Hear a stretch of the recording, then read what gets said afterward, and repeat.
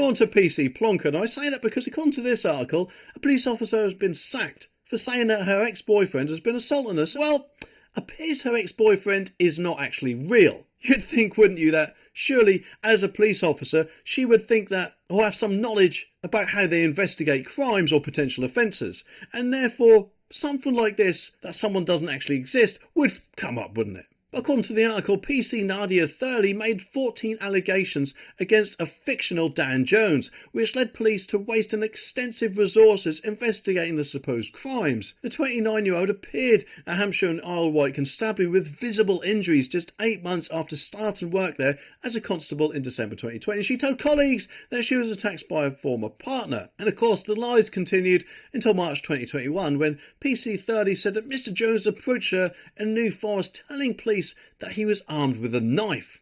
But officers attending the scene noted that she did not have any mud or debris on her clothing despite extremely boggy and muddy conditions. And in the hopes of catching Mr. Jones, an operations team installed covert CCTV in PC Thurley's home in Marchwood near Southampton, and this is how the web of lies was finally uncovered. And because she was unaware of these cameras, she reported 2 further incidents in July 2021, which, to be honest, makes me wonder why she even done it. I mean, surely she would know that as a police officer that they may do those things. And also, wasting police time is not such a great idea, is it? But less than a month later, PC Thurley was arrested and charged with 2 counts of perverting the course of justice for the 2 incidents in July.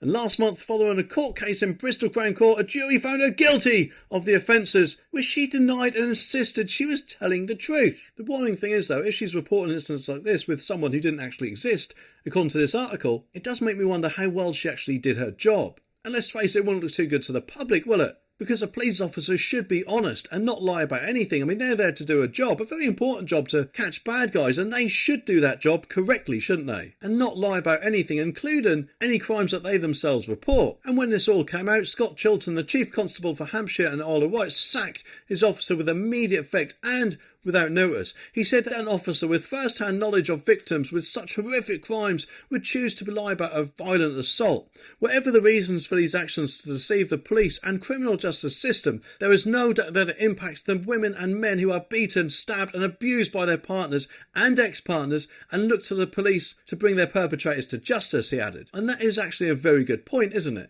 But the article doesn't actually say what led her to do this in the first place, apart from, of course, that she had been unwell and suffered PTSD from an incident in 2020 whereby she saw a fellow officer get stabbed. But we're talking about over a year later, and I'm obviously no medical expert, but it does seem to me that she was probably doing this for some sort of attention. I mean, obviously I could be wrong, but I myself can't think of any other reason why she'd do such a thing. And, basically just flush her whole career down the toilet.